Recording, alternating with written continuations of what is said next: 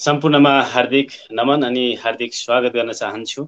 साधना साहित्य मञ्चको यस मञ्चमा आज पनि हामी उपस्थित भएका छौँ कार्यक्रम चिनारी लिएर। चिनारीको आजको बसाइ 16औं बसाइ रहेको छ। लामो समयको अन्तरालपछि आज पुनः कार्यक्रम चिनारीलाई निरन्तरता दिँदैछु। पक्कै पनि यो समय अवधिमा अलिकति उतार चढावहरू, केही प्राविधिक समस्याहरू, केही एउटा व्यक्तिगत समस्याहरूले गर्दाखेरि केही समय हामी ग्याप हुन पुग्यौं। झन्डै 1 महिनाको ग्याप पछि पुनः कार्यक्रम चिनारीको साथमा उपस्थित भएको छु। आजको श्रृङ्खला 16औं श्रृङ्खला रहेको छ। 16औं श्रृङ्खलामा सम्पूर्ण स्वदेश तथा विदेशमा रहनुहुने नेपाली भाषा साहित्यलाई माया गर्नुहुने सबै भाषा साहित्य अनुयायीहरूमा हार्दिक नमन अनि स्वागत गर्दै कार्यक्रम चिनारीलाई अगाडि बढाउन चाहन्छु। सदा जस्तै ब्यानरमा उल्लेख गरे अनुसार आज पनि हामीले कार्यक्रम चिनारीको एउटा पृथक कार्यक्रम चिनारीको एउटा हाम्रो जो फर्म्याट छ कार्यक्रम चिनारीमा एकजना स्रष्टालाई जोड्छौँ र स्रष्टाको जीवन यात्रा सामान्यतया बुझ्दै स्रष्टासँग कुराकानी गर्दै र उहाँका रचनाहरूमा हामी रमाउने गर्छौँ। त्यही क्रममा आज पनि हामी उपस्थित भएका छौँ। सबैलाई स्वागत छ। सबै तपाईहरुलाई आज पनि हामी साहित्यमय यो साँझ बनाउने प्रयास गर्नेछौँ। तपाईहरु कार्यक्रमको अन्त्यसम्म हेर्नुहोला, बस्नुहोला र कार्यक्रमलाई शेयर गरेर साथ दिनुहोला भन्ने अपेक्षा गर्दै सम्पूर्णलाई हार्दिक स्वागत गर्न चाहन्छु। आजको बसाइमा पनि एकजना त्यस्तो स्रष्टा हुनुहुन्छ जसले नेपाली भाषा साहित्यमा एकदमै महत्त्वपूर्ण भूमिका खेल्नु भएको छ। आफ्नो जीवन एउटा भाषा साहित्यलाई नै साहित्यमा नै लगाउनु भएको छ। भाषा साहित्यलाई एकदमै मन पराउनुहुन्छ। नेपाली भाषा साहित्यको उत्थान गर्नुपर्छ है भन्ने एउटा मनबाट नै भावना जागृत गराउनु भएको छ र तल्लीन पनि हुनुहुन्छ र धेरै एउटा साहित्यिक संस्थाहरूमा सल्लाहकारको भूमिका पनि खेलिसक्नु भएको छ। उहाँलाई हामी स्वागत गर्दैछौँ। त्यो भन्दा पहिला सबैलाई फेरि पनि अनुरोध गर्न चाहन्छु, कार्यक्रम अन्त्यसम्म हेर्नुहोला। आइसकेपछि कार्यक्रममा एक कम्तीमा पनि एक शेयर सबैले गरेर साथ दिनुहोला भन्ने अपेक्षा गर्दै आजको कार्यक्रमको दैलो उघार्न चाहन्छु। सर्वप्रथम त म आजका अतिथि स्रष्टालाई म हार्दिक स्वागत गर्न चाहन्छु, जसको नाम रहेको छ एमपी पाण्डे हुनुहुन्छ। आदरणीय एमपी पाण्डे हुनुहुन्छ। उहाँको जन्मस्थान रहेको छ बान्नीगढी जयगढ 3 अछाम। उहाँ पेशाले पर्यटन व्यवसाय हुनुहुन्छ र उहाँको जन्म 2031 साल 9 महिना 14 गते बुबा लक्ष्मीराम पाण्डे र आमा जसुदा देवी पाण्डेको कोखबाट भएको थियो। उहाँलाई हामी आज यस मञ्चमा ल्याएर आएका छौँ। उहाँलाई हार्दिक नमन अनि स्वागत गर्न चाहन्छु। नमन सर, स्वागत छ हजुरलाई कार्यक्रम चिनारीमा। हार्दिक नमन सर, धन्यवाद। यो शुभ अवसर जुराइदिनु भएकोमा साधना परिवारप्रति आभार व्यक्त गर्न चाहन्छु। असन्तुष्ट सर तपाईप्रति र यो बाटोतिर डोर्याउने बहिनी रचिताप्रति आभार व्यक्त गर्न चाहन्छु। स्रष्टा मनहरू जो हामीलाई यति बेला निहाल्न आइपुग्नु भएको छ, सम्पूर्ण स्रष्टा मनहरूमा हार्दिक आभार, नमन एवं अभिनन्दन व्यक्त गर्न चाहन्छु। हाम्रो आवाज, हाम्रो साहित्यिक आवाज स्वदेश विदेशका कुना कुनासम्म पुर्याउनका निम्ति यहाँहरूको महत्त्वपूर्ण भूमिका हुनेछ। त्यो भूमिका शेयर मार्फत गरिदिन हुन यहाँहरू सबैलाई अपिल पनि गर्दछु। पुनः हार्दिक नमन र अभिवादन व्यक्त गर्दै परिचय हाम्रो सरले दिइसक्नु भएको छ। म कार्यक्रममा बसेँ, केही रचनाहरू सुनाउने छु। उहाँका सवाल जवाफमा पनि सरिक हुनेछु। आदरणीय स्रष्टामन, पुनः हार्दिक स्वागत गर्न चाहन्छु। आदरणीय एमपी पाण्डे सर हुनुहुन्छ उहाँलाई, र यति बेला धेरैजना आत्मीय मनहरू जोडिसक्नु भएको छ। तपाईहरुका कमेन्ट मैले हेरिरहेको छु। तपाईहरुका कमेन्ट महत्त्वपूर्ण कमेन्ट, केही स्रष्टालाई गर्ने सवालहरू कार्यक्रम भइरहँदाखेरि, उहाँका रचनाहरू उहाँसँग रचनात्मक भलाकुसारी भइरहँदाखेरि तपाईहरुसँग केही उहाँलाई गर्ने केही सवालहरू भयो भने, त्यस्तो मनमा उब्जियो भने तपाईहरुले कमेन्टमा लेख्न सक्नुहुनेछ। म त्यो कमेन्ट यहाँ शो गरेर, यहाँ देखाएर, आदरणीय स्रष्टाको अगाडि नै देखाएर उहाँसँग प्रतिक्रिया लिने कोसिस र तपाईको जवाफ अथवा सवालको जवाफ अथवा त्यो जिज्ञासाको मेटाउने खालको उहाँसँग जवाफको अपेक्षा गर्नेछौँ र त्यो म वातावरण मिलाउनेछु। तपाईँहरूले कमेन्टमा लेख्न सक्नुहुनेछ।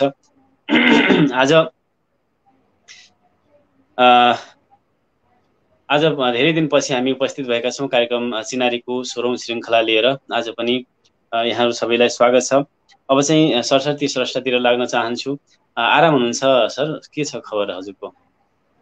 ठिक छ सर। अहिलेसम्म यस्तो महामारीका बिचमा पनि सकुशल रहन पाइयो भन्दाखेरि यसले आराम छु भनेर भन्नै पर्छ। हामीले तमाम जनधनको क्षति र हाम्रा दाजुभाइ दिदीबहिनीहरूको हाम्रै अगाडिको शहादतको पीडा देखेर पनि हामी सुरक्षित भइरहन पाउँदा, हामी सुरक्षित भइरहन पाउँदा हामी सकुशल भएको कुरा यहाँहरूसँग सम्पूर्ण स्रष्टा मनहरूमा जाहेर गर्न चाहन्छु। सर, अहिले ललितपुरमा हजुर बस्दै आउनुभएको छ अस्थायी हिसाबले। कति भयो हजुर चाहिँ जागिरमा समर्पित भएको? मैले सुरुमै त्यसरी गएँ। धन्यवाद सर। म 2048 सालमा काठमाडौँ छिरेको पढ्ने हिसाबले। त्यो हिसाबले 25 भन्दा माथि को समय मैले यो राजधानीमा बिताएँ। त्यो क्रममा त्यसपछि जागिरी जीवनका क्रममा सरुवा फरुवा भएर कहिले सुर्खेत, कहिले नेपालगञ्ज, कहिले दैलेख, कहिले डोल्पा, कहिले जुम्ला, कहिले हुम्ला, बझाङ, बाजुरा चारैतिर जोस् देख्ने र भेट्ने अवसर पनि पाइयो त्यहाँको परिवेश र वातावरण। तर अब छिरेको हिसाबले 26-27 वर्ष भयो म यतै छु। अहिले यति बेला चाहिँ ललितपुर को टिकाथली भन्ने ठाउँमा छु सर। अवश्य पनि एकदमै हजुरका रचना सुन्नेछौँ। अब हजुरलाई एकदमै स्वागत छ। पक्कै पनि आफ्नो जो रगत पसिना छ देशको लागि समर्पित गरिराख्नु भएको छ।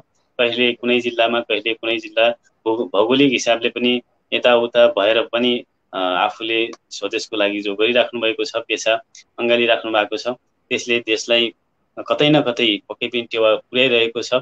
त्यतातिर पनि हामी जाउँला एकैछिन पछाडि। सुरुमा त हजुरको एउटा रचना सुन्न चाहे, हजुरलाई अनुरोध गर्न चाहन्छु एउटा रचनाको लागि। धन्यवाद सर। कता जाउँ, मुक्तक जाउँ कि गजल जाउँ कि कविता जाउँ? मैले सरको रोजाइ दिएँ सरलाई। ठिकै छ, रोज्न पठाइहाल्नुभयो सुरुमै। सट्टै छोटो बाटै सुरुवात गरौँ। एउटा मुक्तक सुनाउँदै एउटा गजल पनि साथमै सुनाउनु हुन अनुरोध गरेँ। हस् सर, धन्यवाद। म मुक्तकतिर गएँ। आदरणीय स्रष्टामन, म मुक्तकतिर अगाडि बढेँ। मेरा मुक्तकका शेरहरू अगाडि बढ्ने छन्। बा यो सुख भन्ने जिनिस कुन पसलमा पाइन्छ? बा यो सुख भन्ने जिनिस कुन पसलमा पाइन्छ? कपडा पसलमा पाइन्छ कि सुन पसलमा पाइन्छ? बा यो सुख भन्ने जिनिस कुन पसलमा पाइन्छ? कपडा पसलमा पाइन्छ कि सुन पसलमा पाइन्छ? किन्न त त्यसै हो, किन्न त त्यसै हो, हेर्ने भन्दै छिन् हजुरकी बुहारी। किन्न त त्यसै हो, हेर्ने भन्दै छिन् हजुरकी बुहारी। त्यहाँ पुग्नै पर्ने भयो एकपटक जुन पसलमा पाइन्छ। त्यहाँ पुग्नै पर्ने भयो एकपटक जुन पसलमा पाइन्छ। बा यो सुख भन्ने जिनिस कुन पसलमा पाइन्छ? कपडा पसलमा पाइन्छ कि सुन पसलमा पाइन्छ? कति मिठो, कति मिठो। अब म गजलतिर अगाडि बढेँ। सरले गजल भन्नुभएको छ। म वास्तवमा उसरी बहर लेख्ने मान्छे त होइन, तैपनि सवाई गजल लेख्छु। सुरुमा म एउटा सवाई यहाँहरूलाई सुनाउन चाहेँ। एक पल न हो यो जिन्दगी, बाँचौं खुल्लम खुल्ला। एक पल न हो यो जिन्दगी, बाँचौं खुल्लम खुल्ला। कुटिल हुन्छ मन्द मुस्कान, हाँसौं खुल्लम खुल्ला। एक पल न हो यो जिन्दगी, बाँचौं खुल्लम खुल्ला। कुटिल हुन्छ मन्द मुस्कान, हाँसौं खुल्लम खुल्ला।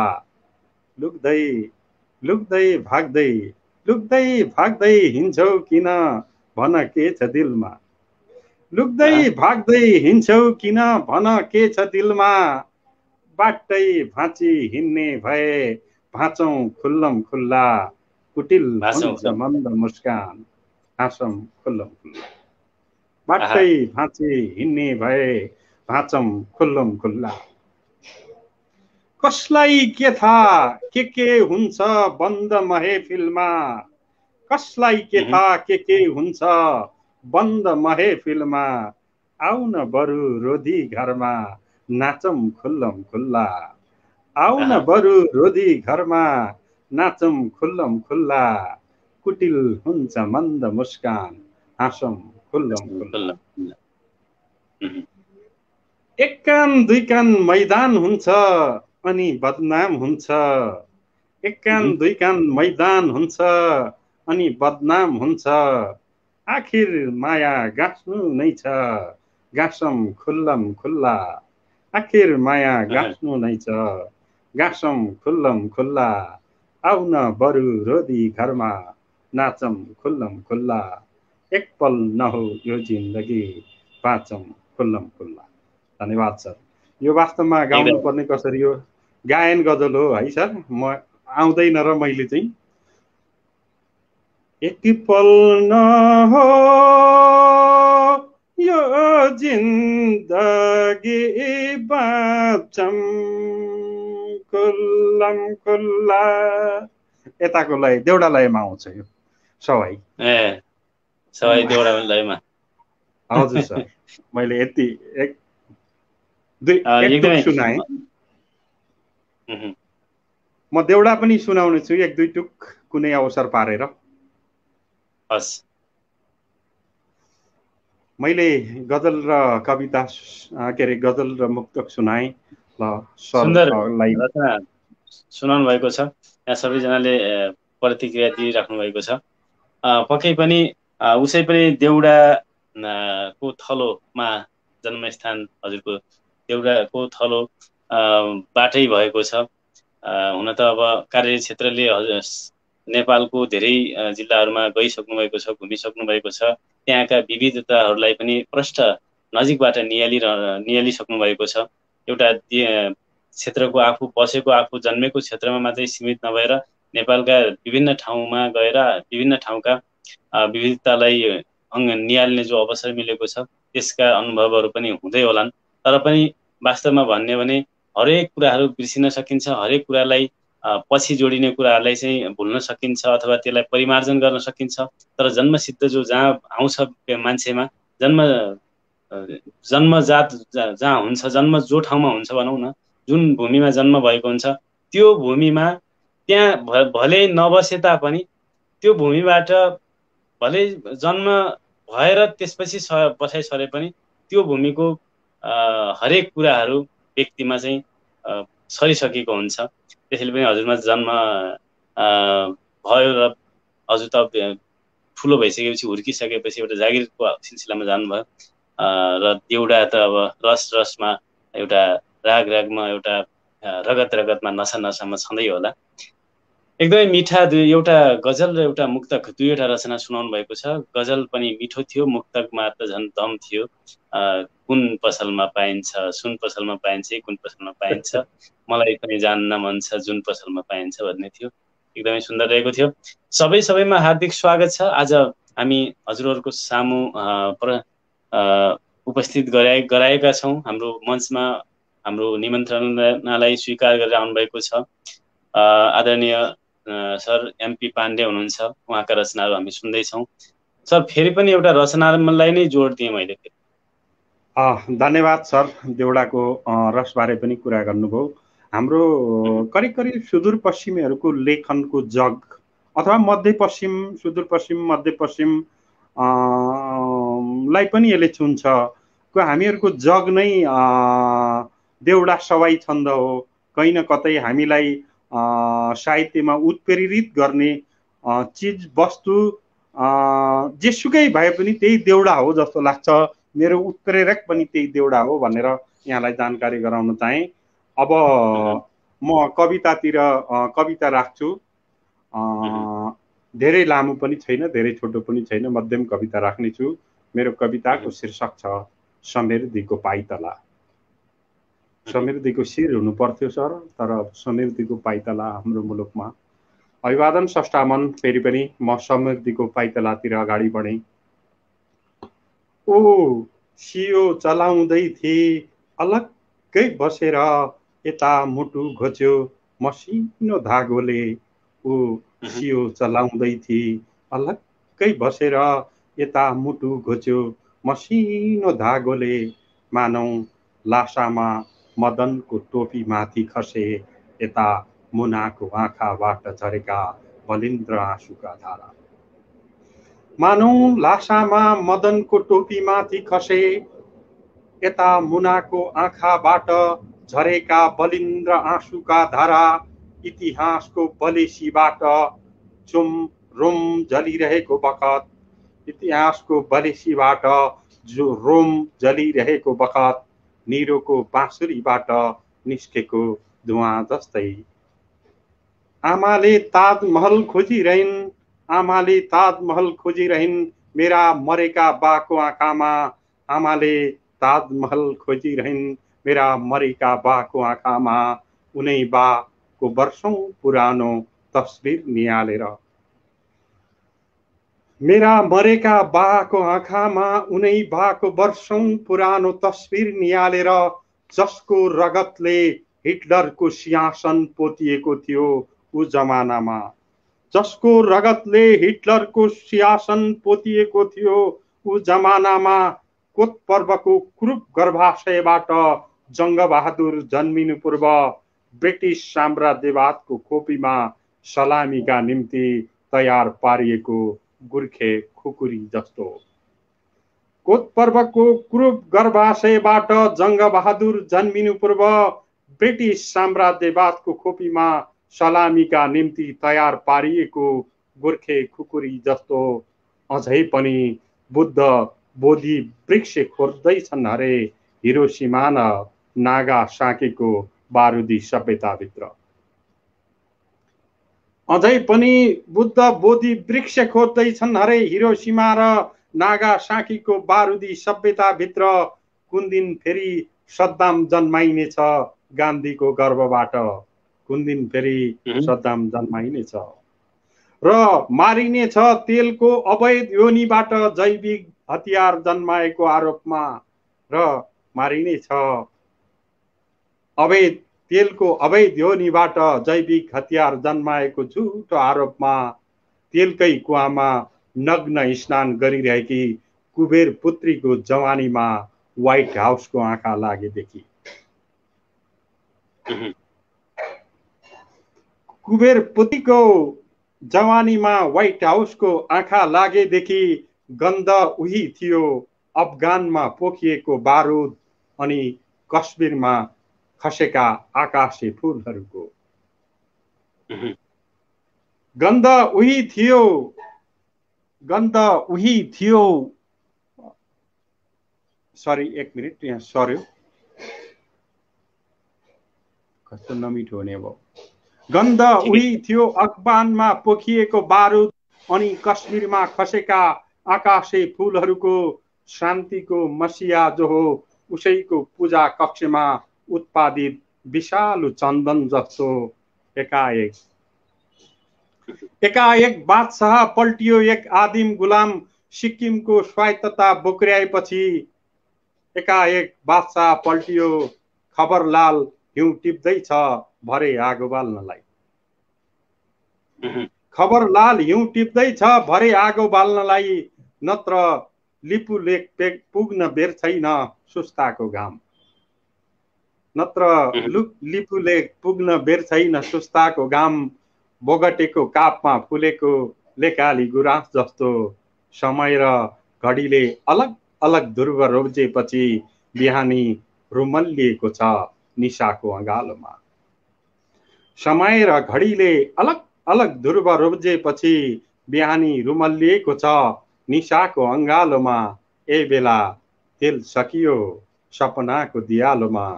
बल्ल थाहा भयो बत्ती मुनिको अँध्यारो आँखाले गुलाब कुल्चिएपछि। बल्ल थाहा भयो बत्ती मुनिको अँध्यारो आँखाले गुलाब कुल्चिएपछि। टोपी मिलाउँदै थियो समृद्धिको पाइतला, समृद्धिको पाइतला जदो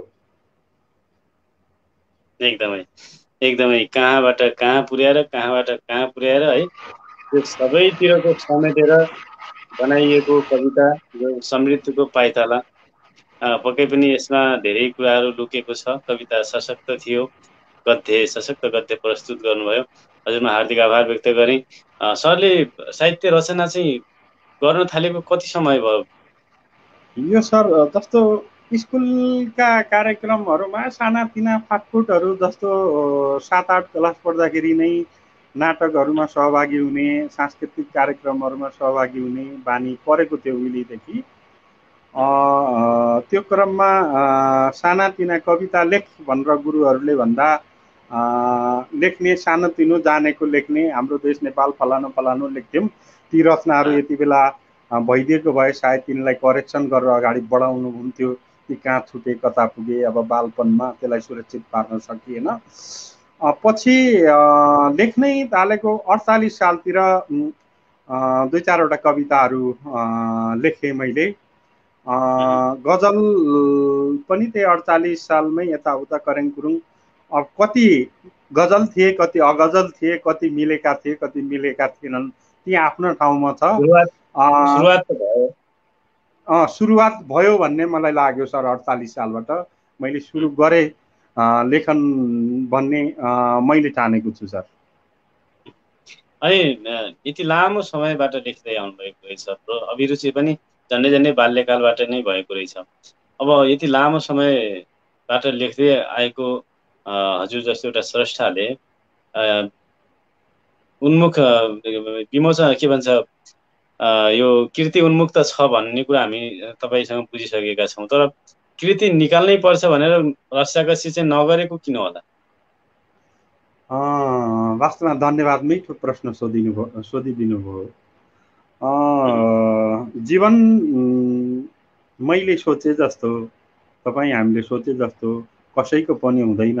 त्यही बिचमा अब हामीले सिकेको पाठशाला, हामीले सिकेको विद्या गुलाब किचडमै फुल्छ भन्ने पनि हो। तर किचडमा गुलाब फुल्छ भनेर मैले चाहे जस्तो चाहिँ भइदिँदैन। मैले फुलाउन खोजेको गुलाब मैले चाहेको बेला फुलिदिँदैन, मेरो आँगनमा फुलिदिँदैन। यिनै कुराहरू आइलागे जीवनमा। विद्यार्थी राजनीतिमा गइयो। मैले त्यही त हजुरले भने अनुसार म जोड्दै थिएँ सरलाई।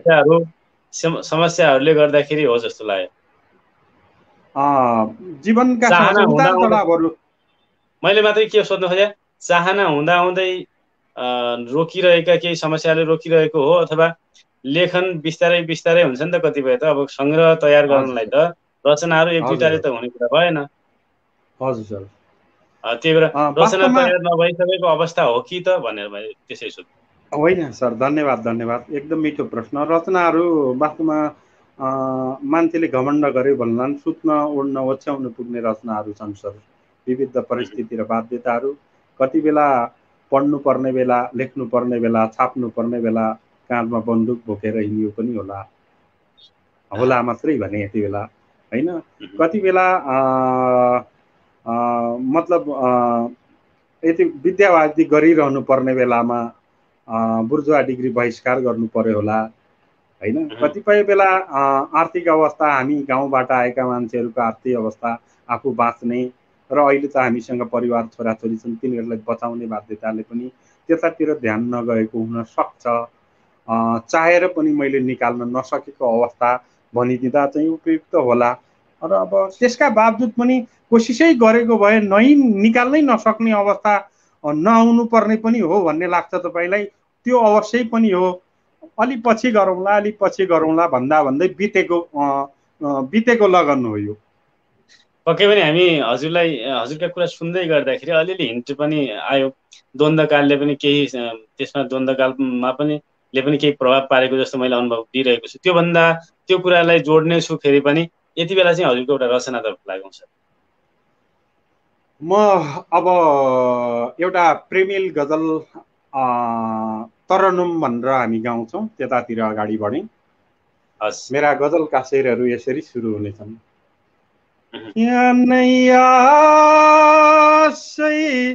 प्रेमिल यातिर रुक्यो न मजाले, अनायासै प्रेमिल यात्रा रुक्यो न मजाले जुधाएको नजर फेरि झुक्यो न मजाले अनायासै प्रेमिल यात्रा रुक्यो न मजाले जुधाएको नजर फेरि झुक्यो न मजाले अनायासै प्रेमिल यात्रा रुक्यो न मजाले रोजी रोजी खोजी खोजी आउने पनि तिमी रोजी रोजी खोजी खोजी आउने पनि तिमी फरे भन्दा त्यही रोजाइ चुक्यो न मजाले जुदाएको नजर फेरि झुक्यो न मजाले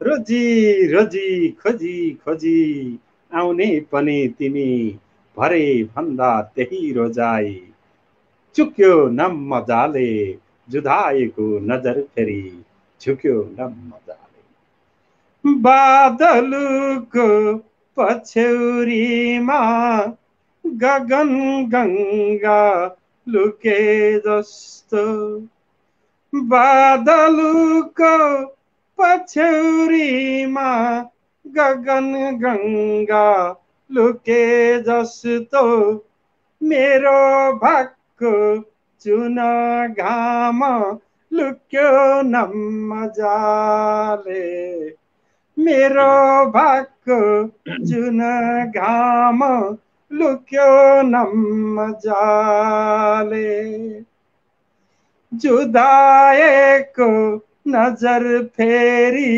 झुक्यो न मजाले बादलको पछ्यौरीमा गगन गंगा लुके जस्तो मेरो भागको जुन घाम लुक्यो न मजाले सपनाको बजार कहाँ विपनाको मोल कहाँ सपनाको बजार कहाँ विपनाको मोल कहाँ लिलामीमा मनको गाठो फुक्यो न मजाले लिलामीमा मनको गाठो फुक्यो न मजाले मेरो भागको जुन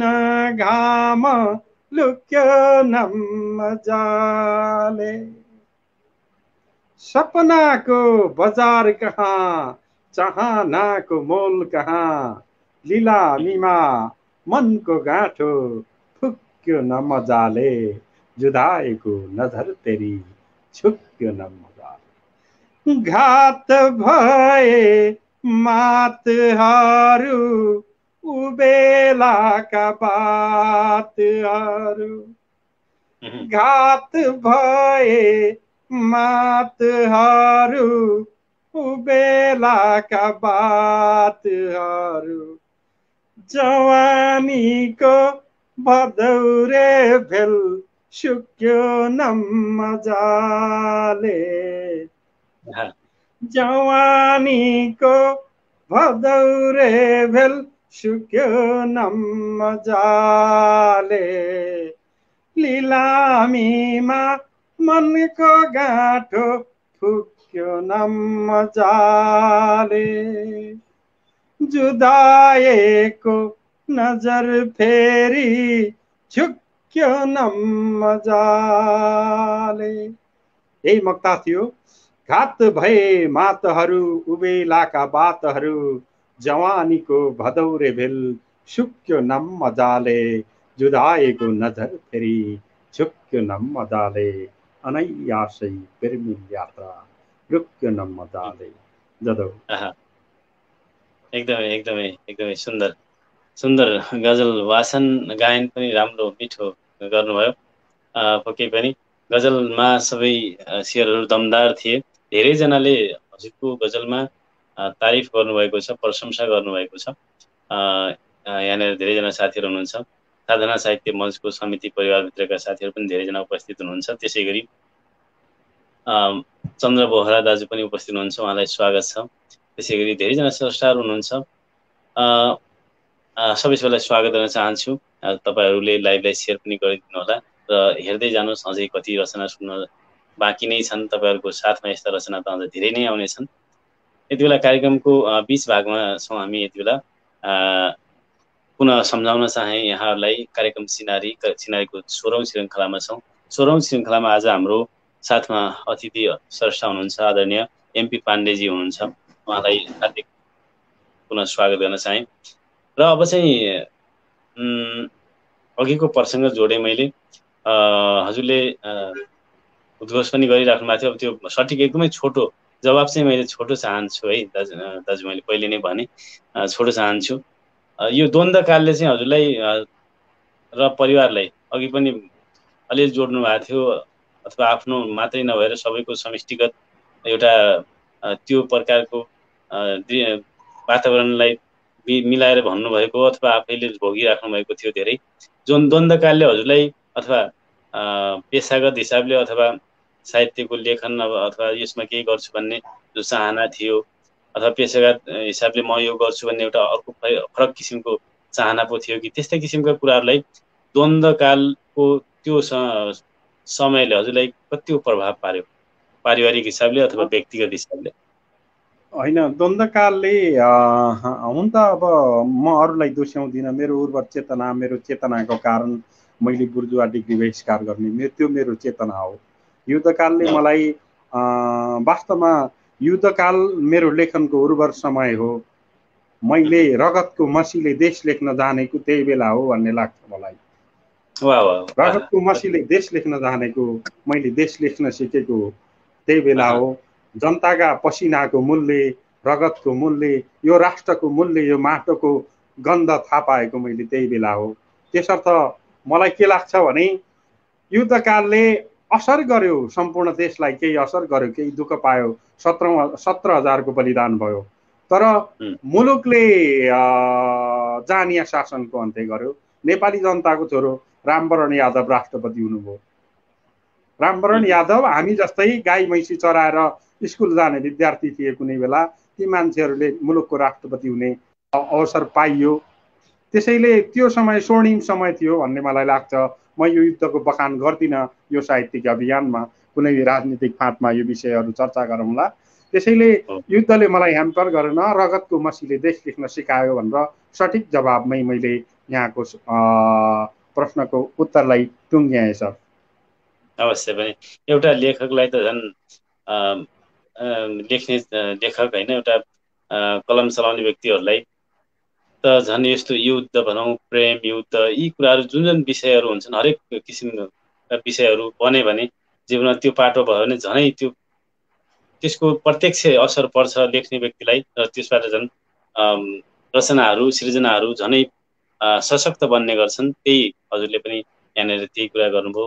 रगतले देश चिन्ने, देश लेख्ने भन्नुभयो। हजुरको शब्द फेरि मैले दोहोऱ्याउन जानिनँ, फेरि पनि दोहोऱ्याउनु होला। मलाई एकदमै त्यो मन छ, मुटु छ। रगतले देश लेख्न सिकेको त्यही बेला हो सर। रगतले देश लेख्न सिकायो भन्नुभयो। कति उ छ त्यो एउटा संस्थामा पक्कै पनि झनै त्यति बेला मैले पनि अलिअलि सुरुवात गरेको थिएँ। म पनि अब बाल्यकाल नै थिएँ त्यति बेला, र अलिअलि रचना लेख्ने, रचना यस्तो हुन्छन् भन्ने हल्का लेख्न सुरुवात गरेको बेला पनि मेरा पनि केही रचनाहरू त्यस्ता बनेका थिए, मलाई पनि सम्झना छ। अब यति बेला चाहिँ हजुरको पुनः एउटा कविताको अपेक्षा गर्छु। कविता सुनाउन हुन अनुरोध गरेँ। कविता खोज्दै गर्नुहोस् र उपस्थित सम्पूर्ण स्रष्टाहरूमा पुनः स्वागत गर्दै अब चाहिँ हजुरको कविता सुनाउन अनुरोध गरेँ। अब हुन्छ सर, धन्यवाद। मेरो स्क्रिन अगाडि एउटा कविता आइपुगेको छ। शुभयात्रा भन्ने कविता, प्रेमिल कवितै छ। करिब करिब म त्यही सुनाउन चाहेँ यति बेला। मेरो कविताको शीर्षक छ शुभयात्रा। जाऊ जाऊ जान्छु नै भन्छौ भने म रोक्दिन पनि, जाऊ जान्छु नै भन्छौ भने म रोक्दिन पनि, तिमी रोक्दिनौ पनि। अर्थ के हुन्छ र मैले रोके जस्तो गर्नुमा, तिमीले रोके जस्तो गर्नु अर्थ के हुन्छ र? बरु यसो गरौँ, हाँसी हाँसी छुटौँ, खुसी खुसी जोडिएका हामी। बरु यसो गरौँ, हाँसी हाँसी छुटौँ, खुसी खुसी जोडिएका हामी। भलै धुरु धुरु रुन किन नपरोस् पर्दा पछाडि, भलै धुरु धुरु रुन किन नपरोस् पर्दा पछाडि, भलै धुरु धुरु रुन किन नपरोस् पर्दा पछाडि। पल पल तड्पिनु किन नपरोस् पर्दा पछाडि, पल पल तड्पिन किन नपरोस् पर्दा पछाडि। आखिर आखिर दुखिहाले पनि दुख्ने भनेको यही मोरो मन न हो, आखिर दुखिहाले पनि दुख्ने भनेको यही मोरो मन न हो। दुखे दुख्ला नदुखे झैँ गरौँला, दुखे दुख्ला नदुखे झैँ गरौँला, फाटे फाट्ला टाले झैँ गरौँला। अनि बल्झिने भनेका, अनि बल्झिने भनेका तिनै यादहरू त हुन्। दिनमा सुराको सहारा लिउँला, रातमा निन्द्राको औषधि, दिनमा सुराको सहारा लिउँला, रातमा निन्द्राको औषधि। गाह्रो नहोला बानी लगाइदिएकै छौ, गाह्रो नहोला बानी लगाइदिएकै छौ। रह्यो भविष्यको कुरा सजिलै बित्छ, मिठो विगत उल्टाउँदै पल्टाउँदै, सजिलै बित्छ मिठो विगत उल्टाउँदै पल्टाउँदै। तिमीले कुल्चेको माटो चुमेर विस्मृति सही, तिम्रा पाउजूको पदचाप सुनेर। र फेरि अझै आलै छन्, र फेरि अझै आलै छन्, तिमीले चुमेका यी ओठ, तिम्रो प्रेमिल स्पर्शले तरङ्गित भएका अवयवहरू।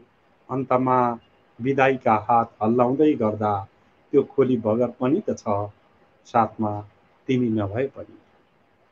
अन्तमा विदाईका हातहरू हल्लाउँदै गर्दा त्यो खोली बगर पनि त छ, साथमा तिमी नभए पनि। जो पहिलो साक्षी हो हाम्रो प्रेमको, त्यो माने भन्ज्याङ खारफुङको मेला, पकरी डाँडोको देउता तिपानधारा, त्यो पाले वन फेदीको आम्बाडी, गल्छीको पण्डुपी। यी त मानक नहुन् खासमा, खासमा त कति छन् कति, यी त मानक नहुन् खासमा त कति छन् कति। यसर्थ जाऊ जान्छु नै भन्छौ भने म रोक्दिन पनि, म रोक्दिन पनि, तिमी रोक्दिनौ पनि। मैले छुट्याइसकेँ, मैले छुट्याइसकेँ तिमीबाट मलाई पुग्ने तिमी, मैले छुट्याइसकेँ तिमीबाट मलाई पुग्ने तिमी। शुभ यात्रा तिमीलाई, शुभ यात्रा, शुभ यात्रा जदौ। जाऊ जान्छौ भने म रोक्दिन पनि, तिमी रोक्दिनौ पनि, हैन? अब नरोक्नेलाई त्यो थाहा पाइ रोक्ने कुरा पनि भएन। अब कसैले आफूप्रति एउटा नकारात्मक दृष्टिकोणले नजरले हेरिसकेपछि ऊ आफ्नो अनुरोधमा रुक्छ भन्ने पनि चाहना पनि भएन, हैन? ठिकै हो, एकदमै रचनामा अत्यन्तै सुन्दर रचना सुनाउनु भयो। यति बेला यहाँनिर नमाज पढ्ने समय भएको छ साउदीमा। यो आवाज मैले बन्द एकैछिन होल्ड गर्नलाई पनि हजुरलाई फेरि पनि पुनः अर्को रचना सुनाउनुको लागि अनुरोध गरेँ। धन्यवाद सर। अब के सुनौ सर भन्नु त? हजुरको इच्छाको रचना सुनाउनु होला। अब चुरा बजाएको सुनौ त? कहाँ बज्यो चुरा भन्छु खाली महफिलमा, कहाँ बज्यो चुरा भन्छु खाली महफिलमा। दीवार पनि ठुक्दा रहेछन् ताली महफिलमा। कहाँ बज्यो चुरा भन्छु खाली महफिलमा, दीवार पनि ठोक्दा रहेछन् ताली महफिलमा। ताजा हुन्छन् पुराना याद पाउजु बजेपछि ताजा हुन्छन् पुराना याद पाउजु बजेपछि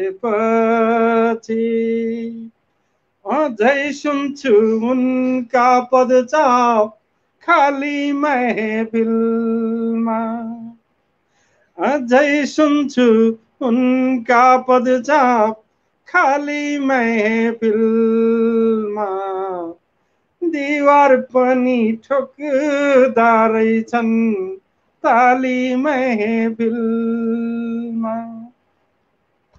ताजा हुन्छन् पुराना याद पाउजु बजेपछि अझै सुन्छु उनका पदचाप जाली महफिलमा दीवार पनि ठोक्दा रहेछन् ताली महफिलमा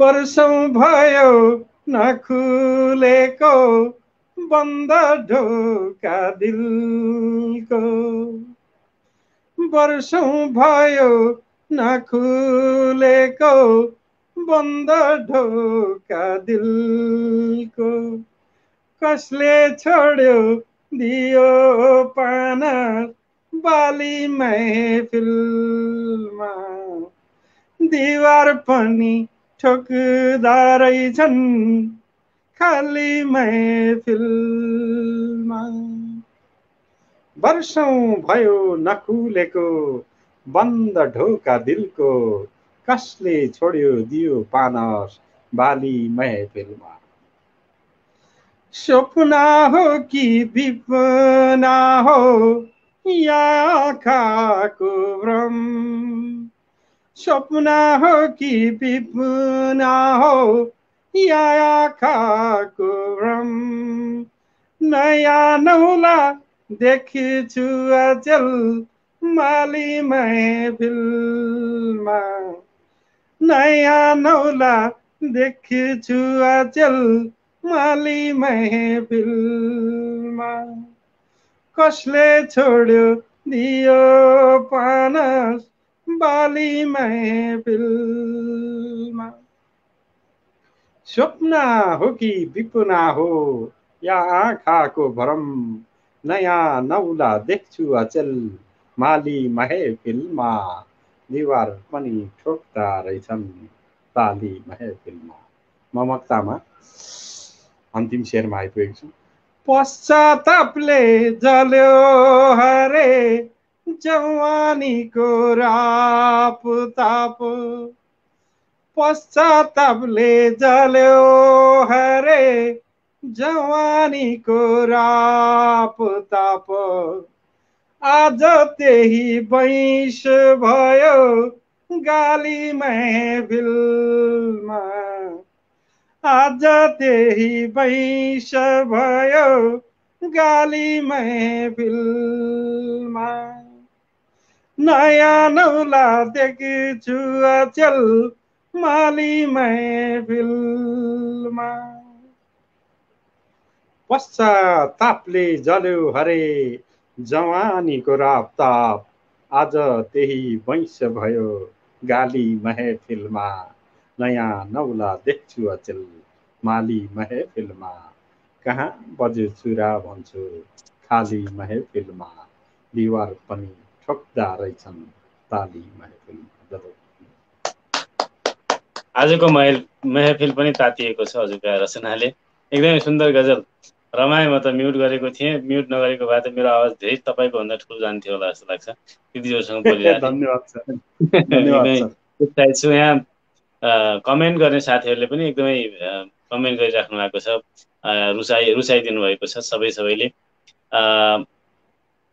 रचनामा तारिफ गर्नुभएको छ पक्कै पनि प्रशंसा योग्य नै थियो रचना र वाचन पनि मैले त हजुरसँग कनेक्टेड नभएको धेरै समय भएको छैन पक्कै पनि र पनि त्यसैले होला मैले धेरै हजुरको वाचन सुनेको रहेनछु राम्रोसँग आज झनै एकदमै आम्ने सामने सुन्न पाएको छु एकदमै खुसी लागेको छ र साधारण साहित्य मञ्चको कार्यक्रम चिनारीमा हुनुहुन्छ यति बेला सबैजनालाई हार्दिक स्वागत छ अझै हामीसँग रचनाहरू सुन्ने समय छ र हामी रचना अझै पनि सुन्ने प्रयासमा छौँ। तपाईँहरू कतै पनि नजानुहोला, सेयर गर्दै गर्नुहोस्, तपाईँहरूको साथ अन्त्यसम्म दिनुहोस् र हामीले एमपी सरकार रचनाहरू सुनाउने यहाँनिर जमर्को भइरहेको छ, सुनाइराख्नु भएको छ। पक्कै पनि यो अझै पनि केही समय यो क्रम चलिरहनेछ। सर, हजुरको अब यो लेखन यसो हेर्दाखेरि हुन त अलिअलि लयात्मक पनि देखियो क्यारे। विशेष मैले हजुरलाई अध्ययन गरे अनुसार गद्यमा पनि हजुर गद्यमा विशेष गद्यमा जोड दिएको देखेँ। अनि रचना पनि अलिक बाल्यकालबाटै लेख्दै गरेको अवस्थामा कविताहरू गद्यमा प्राय लेख्नु भएको रहेछ, लेख्ने गर्नुहुने रहेछ होइन? त्यो मैले पाएँ हजुरमा अध्ययन गर्दाखेरि, हजुरलाई अध्ययन गर्दाखेरि। तर यो बाल्यकालबाट नै गद्यमा मनोस्थिति कसरी ढल्कियो? स्कुले जीवनमा त लयात्मक कविताहरू लेख्नेतिर अलिकति जोड जानुपर्ने हो जस्तो लाग्छ मलाई। कसरी यो चाहिँ हजुर विशेष गद्यमा चाहिँ ढल्किनु भएछ, यो चाहिँ जान्न चाहे। धन्यवाद सर, मिठो प्रश्न। बाल्यकालमा जति बेला मैले लेख्न सुरु गरेको थिएँ त्यति बेला चाहिँ रचनाहरू करिब करिब लयात्मक थिए। मसँग एउटा मैले आफै वर्णन गरिरहेको छैन, एउटा खण्डकाव्य जीवन रेखा भन्ने मुना मदन लयमा छ, त्यसको पाण्डुलिपि छ मसँग। त्यति बेला म पद्यमै लेख्थेँ। अब यो जिन्दगी उखडमाखडको यात्रामा उखडमाखड हो यो जिन्दगी है, जस्तो हामी ग्रेभलिङ बाटोमा हिँड्छौँ नि सर, त्यस्तै खालको यो जिन्दगी उखडमाखड हुँदो रहेछ। युद्धका आवाजहरू, जनताका आवाजहरू गद्य कविताले के अरे पद्य कविताले सलल बगाउन सकेन।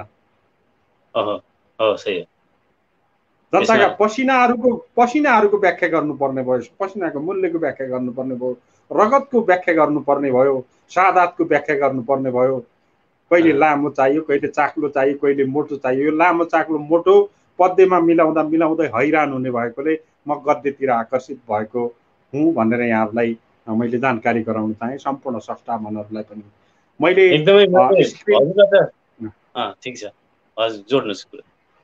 मैले स्क्रिनमा स्रष्टाज्यूहरूलाई देख्न पाइरहेको छैन, मेरो आफ्नै प्राविधिक कठिनाइका कारण। जो लाइभमा हुनुहुन्छ हामीलाई सुनिरहनु भएको छ, मैले मेरा रचनामा भेटिएका कमजोरीहरूको आकलन गरिदिन हुन अनुरोध गरेँ र उपयुक्त मैले मिठो लेखेछु, राम्रो लेखेछु भन्ने लागेछ भने स्याबासीका निम्ति पनि आग्रह गरेँ र यो स्याबासी विश्वभर छरिएका नेपाली भाषी र साहित्य प्रेमीमाझ पुर्याउनका निम्ति सेयरको निम्ति पनि आग्रह गरेँ। मैले बल्ल दीपक मुडभरी दाजुको अनुहार भेटेँ, उर्मिला पन्त म्यामको अनुहार पनि भेटेँ। सबैलाई फेरि मैले नाम फलानुको लिँदिनँ यति बेला। तपाईँहरू सबै हुनुहुन्छ र म छु, नत्र म छैन भनेर यहाँहरूलाई जानकारी गराएँ। ल सर, जोडौँ फेरि। मैले कस्तो खुसी लागेको छ भन्दाखेरि आज मैले जो अपेक्षा गरेको हुन्छु नि त्यो उत्तर जवाफको, मैले गरेको सवालको जवाफ जति मिठो छोटो मिठो अपेक्षा गरेको हुन्छु त्यो भन्दा पनि झन् छोटो झन् मिठो जवाफ पाउँदाखेरि म एकदमै हजुरप्रति आकर्षित भएको छु यति बेला। धन्यवाद सर। पक्कै पनि हैन, एउटा पद्यमा त धेरै हुन्छ, एउटा धेरै भूमिका बाँध्नु, त्यसको नियम सूत्रमा बाँधेर लेख्दाखेरि ठ्याक्कै लेख्न नखोजेको जस्तो नहुने पो हो कि भन्ने नभएको जस्तो भान पाएर लेख्न थालेँ भन्नुभयो। एकदमै खुसी लाग्यो, त्यो पनि सही हो। अनि तब त्यो हिसाबले त अब हामीले मेहनतै नगर्ने भन्ने त हुँदैन, तर कतिपय अवस्थामा मेहनत गर्दा गर्दै पनि त्यहाँनिर हुँदै नहुने पनि हुन्छ क्या, त्यो चाहिँ सही हो। अब त्यहाँ कस्ता लेख्ने कविहरूका पनि देखिन्छन्, ले भन्न खोजेको त बुझिहालिन्छ, तर ठ्याक्कै यो भन्दाखेरि त्यो सलल बग्ने ठाउँमा त्यो नबगेको पनि देखिन्छ, त्यो ठिकै हो। तर पनि यहाँले जसरी लेख्नु भएको छ रचनाहरू जति बिम्बात्मक छन्, जति सान्दर्भिक छन्, ती रचनाहरू चाहिँ हामी सुन्दैछौँ, एकदमै राम्रो लागिरहेको छ, सबैले मन पराउनु भएको छ। अब भने फेरि पनि अब चाहिँ दुईवटा मुक्तक, सुरुमै मुक्तक एउटा सुनेका छौँ, अब फेरि लगातार दुईवटा मुक्तकको अपेक्षा गरेँ। त्यसपछि मुक्तक सुनौँ कि गजल सुनौँ? मैले नन गायन गजल सुनाकै छैन। मैले सुरुमा एउटा मुक्तक सुनेको छु, सुरुमा मुक्तक सुन्दाखेरि मुक्तकको तृष्णा मेटिएको छैन, त्यही भएर मुक्तक नै सुनाउँ। धन्यवाद है सर। म सरको समय 1 मिनट लिन्छु उसो भए। हुन्छ 1 मिनट समय लिएकोमा म स्रष्टालाई लगातार बसेर हेर्नु नै स्रष्टाको 1-2 जनाको नाम लिन्छु यति बेला। कुमाल हवस् सर, दाहाल दिदी धन्यवाद सर। हुनुहुन्छ, त्यसै गरी उहाँलाई स्वागत छ। त्यसै गरी दिपक मुडभरी दाजु हुनुहुन्छ। त्यसै गरी म यहाँनिर जसको नाम अगाडि भेट्छु उहाँहरूको मात्रै लिएँ। रचिता दाहाल हुनुहुन्छ, त्यसै रवि खड्गा रोदन हुनुहुन्छ, मेनुका खड्गा हुनुहुन्छ, त्यसै गरी साइमना श्रेष्ठ हुनुहुन्छ, केशर बोहरा सर हुनुहुन्छ, त्यसै गरी मन्दिरा खड्गा हुनुहुन्छ, भूमिराज तिमिल सिन्हा सर हुनुहुन्छ, अनि त्यसै गरी रिता दाहाल हुनुहुन्छ, त्यसै गरी चन्द्र बोहरा सर हुनुहुन्छ, त्यसै गरी धेरैजना स्रष्टाहरू हुनुहुन्छ पक्कै पनि। मोहन धामी सागर थापा सर हुनुहुन्छ, शारदा कार्की हुनुहुन्छ, प्रकाश बिहानी पोखरेल हुनुहुन्छ। त्यसै गरी सबैले हार्दिक नमन अनि स्वागत गर्न चाहन्छु। विजय खड्गा गगन हुनुहुन्छ, र त्यसै गरी अब तपाईँहरूको कसैको कोही हुनुहुन्छ भने कमेन्ट गर्नु होला। र लक्ष्मी चौलागाई हुनुहुन्छ, अनि त्यसै गरी चाहिँ यति बेला कृष्ण बिके हुनुहुन्छ। सबैलाई हार्दिक स्वागत गर्न चाहे। सबैका कमेन्ट मैले अलिअलि गर्दै सो पनि गरिरहेको छु, तपाईँहरूलाई मैले देखिरहेको छु। मात्रै हामी तपाईँहरूको नाम र तपाईँहरूको कमेन्ट पढ्न थाल्यौँ भनेपछि हामी फेरि रचनात्मक हिसाबले पछाडि पर्ने भएको हुनाले मैले विशेष त रचनामा जोड दिएको छु। तपाईँहरूको कमेन्ट सो त गरिरहे तापनि हजुरहरूको कमेन्ट चाहिँ एक शब्द पढ्न चाहिँ सकिएको छैन, त्यसको लागि माफ गरिदिनु होला। सूर्य प्रेती हुनुहुन्छ, रिता गिरी रेणुका म्याम हुनुहुन्छ, सबैप्रति नमन अनि स्वागत छ। ल हवस्, अब त भेट्नुभयो कि रचना अगाडि? भेट्यो सर, धन्यवाद। म मुक्तकतिर अगाडि बढेँ। सानो एकदम छोटो मुक्तक छ। विरोध पनि समर्थन पनि, विरोध पनि समर्थन पनि, म नै हो मेरो दुश्मन पनि। विरोध पनि समर्थन पनि, म नै हो मेरो दुश्मन पनि। तिमी त कारक मात्रै हौ, प्रवृत्ति पनि प्रहर्षण पनि। तिमी त कारक मात्रै हौ, प्रवृत्ति पनि प्रहर्षण पनि। विरोध पनि समर्थन पनि, म नै हो मेरो दुश्मन पनि। एउटा धन्यवाद सर। अर्कोतिर गएँ म। अब राजनीतिक मुक्तक थोरै। कुन दिन म पनि नेता हुन्छु र खाउली, कुन दिन म पनि नेता हुन्छु र खाउली, चटकमा विश्व विजेता हुन्छु अनि खाउली। कुन दिन म पनि नेता हुन्छु अनि खाउली, चटकमा विश्व विजेता हुन्छु अनि खाउली। चुनाव ताका सोझा साझा जनता ढाँटे चाहिँ, भाषणको करे विक्रेता हुन्छु अनि खाउली, भाषणको करे विक्रेता हुन्छु अनि खाउली।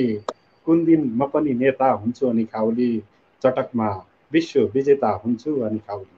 अगाडि अझै मुक्तक छ भने 1-2 अझै जाओस् सर, मलाई त मुक्तकले तान्यो यति बेला। घाउ पुरानै हो, खाटा देखिए पनि नदेखिए पनि, घाउ पुरानै हो, खाटा देखिए पनि नदेखिए पनि, दुख्ने देखाउने पाटा देखिए पनि नदेखिए पनि। हजुर, घाउ पुरानै हो, खाटा देखिए पनि नदेखिए पनि, दुख्ने दुखाउने पाटा देखिए पनि नदेखिए पनि, अझै तर्सिन्छु म, अझै तर्सिन्छु म चोखो माया गर्छु भन्नेहरूसित, अझै तर्सिन्छु म चोखो माया गर्छु भन्नेहरूसित। पहिला पहिला हिँडेका बाटा देखिए पनि नदेखिए पनि, पहिला पहिला हिँडेका बाटा देखिए पनि नदेखिए पनि। सशक्त होइन, मुक्तक यति प्रहारयुक्त छन् कि मैले एकदमै अझै छ 1-2 सर अगाडि सुनौ अझै पनि। साउनको झरी तिमी रुज्नु पर्छ मैले, साउनको झरी तिमी रुज्नु पर्छ मैले, उर्लिँदो त्यो भदौरे बेल जुझ्नु पर्छ मैले। कहिले बुझ्छौ मेरो पीडा, यो मुटुको जलन, तिम्रो भन्ने जम्मै कुरा बुझ्नु पर्छ मैले। साउनको झरी तिमी रुज्नु पर्छ मैले, उर्लिँदो त्यो भेलसँग जुझ्नु पर्छ मैले। कहिले बुझ्छौ मेरो पीडा यो मुटुको जलन तिम्रो भने जम्मै कुरा बुझ्नुपर्छ मैले जदौ। कति मिठो, कति सशक्त। तिम्रो भने जम्मै कुरा बुझ्नुपर्ने, आफ्नो चाहिँ कहिले बुझ्ने होइन त। गजब गजब गजब। आहा, गाह्रो छ है सर, जिन्दगी गाह्रो छ। गाह्रो छ सर, हो त। हाम्रो मानिसको जिन्दगी पनि अर्काले कसो गरिदिएला अथवा कसो सोचिदिएला भन्दा भन्दै, अथवा आफ्नो कुरा उसले मन पराइदिएला कि नपराइदिएला भन्दा भन्दै बित्छ कि उसलाई अर्कोलाई खुसी नबनाउन सक्दा बनाउन नसक्दा पक्कै पनि मिठो रचना थियो, दमदार रचना थिए मुक्तकहरू। मुक्तक चाहिँ मलाई एकदमै झन सशक्त लाग्यो हजुरका मुक्तकमा। झन प्रहार एकदमै ठाउँको ठाउँ ढल्ने त्यो हुन्छ नि, गुलेली ताकेर हान्यो भनेपछि चरालाई लाग्यो भने ठाउँको ठाउँ ढल्छ नि, त्यस्तै भएका छन् मुक्तकहरू चाहिँ। एकदम थोरै लेख्छु सर मुक्तक, म एकदम थोरै, कहिलेकाहीँ फट्ट यसो चाहिहालेपछि लेखिहाल्ने मात्रै। हो, पक्कै पनि थोरै लेख्ने, तर प्रहारयुक्त आहा भन्ने खालका भयो भनेपछि पनि झनै उत्साह थप होइन, राम्रो हुन्छ। सशक्त सुन्ने र बुझ्ने अथवा पढ्ने मान्छेलाई बुझेर कटक्क दिल चसक्क दिल हुने गरी बिज्यो भनेपछि त्यो मुक्तकको अथवा त्यो रचनाको सार्थक पनि हुन्छ। अब चाहिँ हामी कार्यक्रमको अन्त्यतिर छौँ। अब हजुरलाई सरस्वती एक दुईवटा रचना सुनाउन अनुरोध गर्छु। त्यस्तो रचनाहरू जुन विधाको भए पनि हजुरले आफ्नो चोइस अनुसार, रोजाइ अनुसार सुनाउन सक्नुहुन्छ। धन्यवाद सर। म एउटा गजल सुनाउने छु। मैले यहाँ एउटा वचन दिएको छु श्रोतामा, तपाईँमा 2-4वटा लाइन देउडा पनि सुनाउने छु। नभए मेरो साहित्यको जगलाई बिर्सिएको भान म आफैलाई हुनेछ। म अब गजलतिर अगाडि बढेँ। अब यो स्वतन्त्र र बहरेहरूको विवादका बिचमा म प्राय गजल लेख्छु। म गजल मात्रै लेख्छु। खबर नहो आइदिन्छ तितो पनि मिठो पनि, खबर नहो आइदिन्छ तितो पनि मिठो पनि, बन्द खामभित्र प्रियाकै बिहेको निम्तो पनि, बन्द खामभित्र प्रियाकै बिहेको निम्तो पनि, खबर नहो आइदिन्छ तितो पनि मिठो पनि, घरि चिसो घरि उम्लिन्छ चिया जस्तो जवानी, घरि चिसो घरि उम्लिन्छ चिया जस्तो जवानी, त्यो भन्दा त मदिरा ठिक पिउन सजिलो पनि, बन्द खामभित्र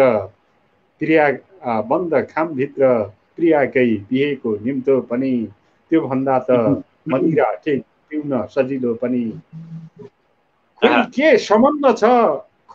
सम्बन्ध छ यी चाउचाउ र यादहरूको, खोइ के सम्बन्ध छ यी चाउचाउ र यादहरूको, ए साउजी एउटा देऊ न खट्टो पनि पिरो पनि, ए साउजी एउटा देऊ खट्टो पनि पिरो पनि, त्यो भन्दा त मदिरा ठिक पिउन सजिलो पनि, सल्काउन खोजेको चुरोट हो तर दिल जल्यो, सल्काउन खोजेको चुरोट हो तर दिल जल्यो, सल्काउन खोजेको चुरोट हो तर दिल जल्यो, दमकल आइपुगुन् जेल त भेटिएन ठुटो पनि, दमकल आइपुगुन् भेटिएन ठुटो पनि, ए साउजी एउटा देऊ न खट्टो पनि पिरो पनि,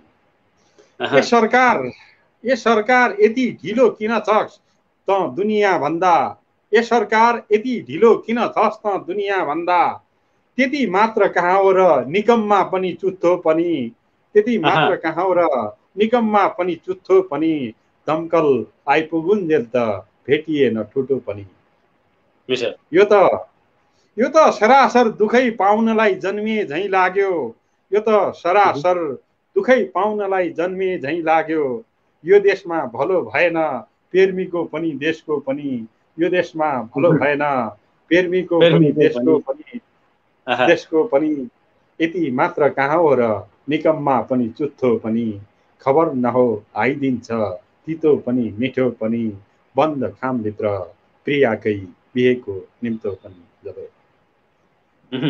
त्यो चुरोटवाला फेरि सुन्न मन लाग्यो मलाई त। हस् सर, धन्यवाद। सल्काउन खोजेको चुरोट हो तर दिल जल्यो, सल्काउन खोजेको चुरोट हो तर दिल जल्यो, सल्काउन खोजेको चुरोट हो, तर दिल जल्यो दमकल आइपुगुन्जेल त भेटिएन ठुटो पनि, दमकल आइपुगुन्जेल त भेटिएन ठुटो भेटिएन पनि। ठुटो पनि। मिठो, सशक्त सेयरहरू थिए धन्यवाद। गजलका। उसको त सबै सेयरहरू सशक्त थिए। सबै सेयरहरू दोहोऱ्याउनुहोस् भन्दाखेरि फेरि त्यो गजल दोहोरिएला होइन, फेरि हजुर सर। गाह्रो छ त्यो। र रचना एकदमै सशक्त लाग्यो। यहाँनिर प्रशंसा गर्ने साथीहरूले पनि गरिराख्नु भएको छ। उर्मिला कोइराला पनि आउनुभएको छ हाम्रो चिनारीमा। उहाँ पनि एक श्रृङ्खलामा आइसक्नु भएको छ। उहाँका पनि सशक्त रचना हुन्छन्, उहाँलाई स्वागत गर्न चाहन्छु।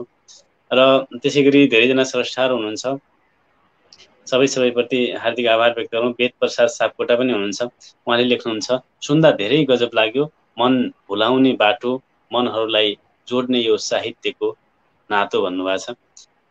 आभार व्यक्त गरौँ उहाँ पनि, उहाँप्रति पनि। अनि त्यसै गरी उर्मिला कोइरालाले लेख्नुहुन्छ, यो देशमा भलो भएन, प्रगतिको पनि देशको पनि भन्नुभएको छ। प्रेमीको पनि देशको पनि पक्कै सेयर गजब थियो।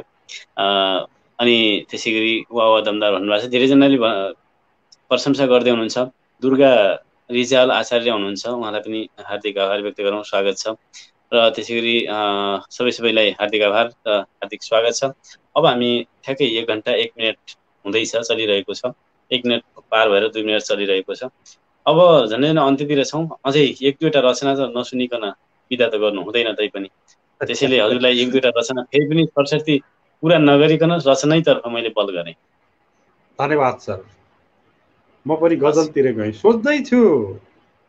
सोच्दैछु कसो गर्दा होला कसै गरी नभएपछि, सोच्दैछु कसो गर्दा होला कसै गरी नभएपछि, गुण भत्काउँ या रहिरहन दिउँ चरी नभएपछि।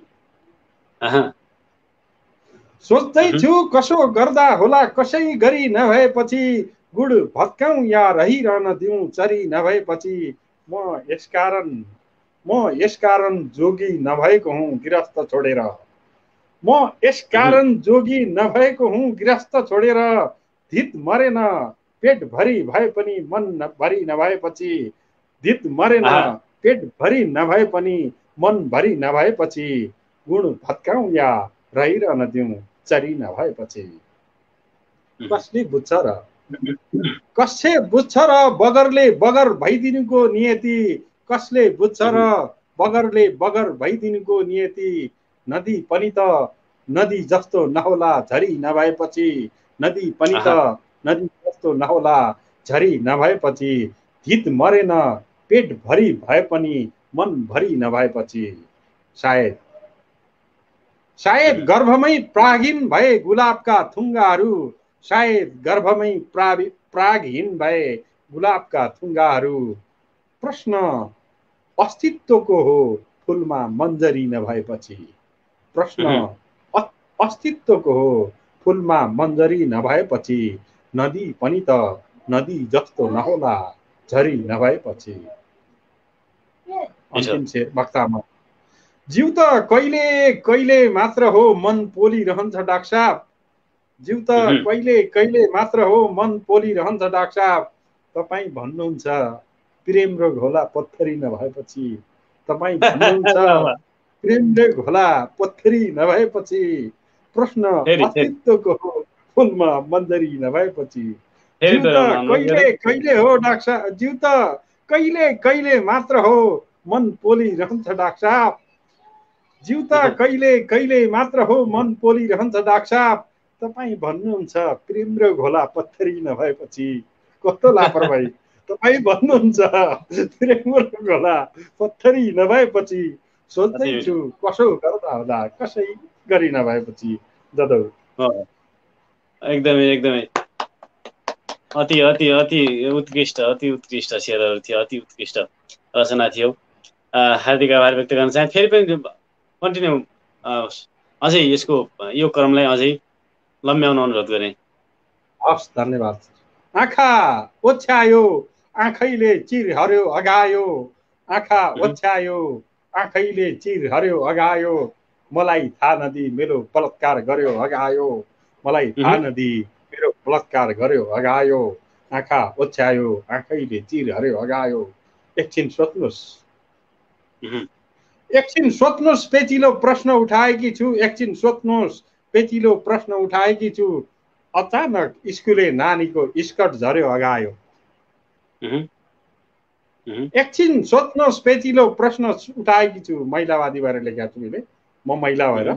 एकछिन सोध्नुहोस् पेचिलो प्रश्न उठाएकी छु। अचानक स्कुले नानीको स्कर्ट झर्यो अगायो। मलाई थाहा नदिई मेरो बलात्कार गर्यो अगायो। आँखा ओछ्यायो, आँखैले चिर गर्यो अगायो। सत्य सत्य यही थियो पनि, सत्य यही हो थियो पनि सबुत प्रमाण बिनाको। सत्य यही हो थियो पनि सबुत प्रमाण बिनाको। थाहा हुँदैन कसले कसको पिडुला चर्यो अगायो। थाहा हुँदैन कसले कसको पिडुला चर्यो अगायो। आँखा ओछ्यायो, आँखैले चिर हर्यो अगायो। मानव बेच्न राखेको गुलाब न हो छोरीको जात। मानव बेच्न राखेको गुलाब न हो छोरीको जात। एउटाले रोप्यो अर्कोले दोकान भर्यो अगायो। एउटाले रोप्यो अर्कोले दोकान भर्यो अगायो। थाहा हुँदैन कसले कसको पिडुला चर्यो अगायो। आँखा ओछ्यायो, आँखैले चिर हर्यो अगायो। अन्तिम वक्तामा कुनै बेला यही समाज हो केरा छिल्न लजाउने। कुनै बेला यही समाज हो केरा छिल्न लजाउने। आज भोलि त केरा खाएर बोक्रा छर्यो अगायो। आज भोलि त केरा खाएर बोक्रा छर्यो अगायो। एउटाले रोप्यो अर्कोले दोकान भर्यो अगायो। आँखा ओछ्यायो, आँखैले चिर हर्यो अगायो। मलाई थाहा नदिई मेरो बलात्कार गर्यो अगायो। जदौ यसो सोच्दाखेरि यसो एउटा मौन भएर सोच्दाखेरि यो गजल चाहिँ धेरै एउटा वास्तविकतामा समेटिएको भावुक बनाउने खालको गजल हो। तर हजुरको वाचनले कस्तो गराइदियो भनेपछि त्यसलाई एउटा व्यङ्ग्य जस्तो भएर सुन्दाखेरि त्यस्तो भावुक नबनाए तापनि हैन त्यो रचना चाहिँ यो रचना खासमा त्यस्तो तपाईले वाचन गरे जतिकै जसले बुझ्ने रचना होइन नि त खासमा मलाई लाग्छ यसको लागि हैन। यसमा चाहिँ होइन जाँदा जाँदै गर्दा अन्तमा मेरा दिदीबहिनीहरू लाइभमा हुनुहुन्छ, किन रुवाइदिउँ, आँखा अगाडि गजल आयो, वाचन गर्न मन लागिहाल्यो होइन। यहाँ त धेरै यो भित्र त कुवाभित्रको पाताल, कुवाभित्रको जलाचरहरू, कुवाभित्रका किरा फट्याङ्ग्राहरू धेरै छन् सर यहाँभित्र। म एउटा कमेन्ट पढ्न चाहन्छु। हो मैले दुईवटा कमेन्ट पढ्न चाहेँ। वेदप्रसाद सापकोटा लेख्नुहुन्छ, मनभरि कौतूहलता, सुनौ लाग्ने, आफू पनि एउटा गजल गुनौ लाग्ने, वाह वाह भन्न मन छ मिठो गजल सुन्दा, जुरमुराउने भावना अल्छी सब भाग्ने लेख्नु भएको छ। त्यसै गरी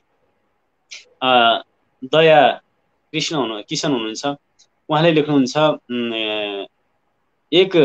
एक तो असंतुष्ट ऊपर से जलन, फिर सहज करता कोई तारतम्य ही नहीं मिलता, आखिर असंतुष्ट ऊपर से जलन फिर वो सहज करता कैसे हो सकता है भन्ने कमेन्ट आएछ।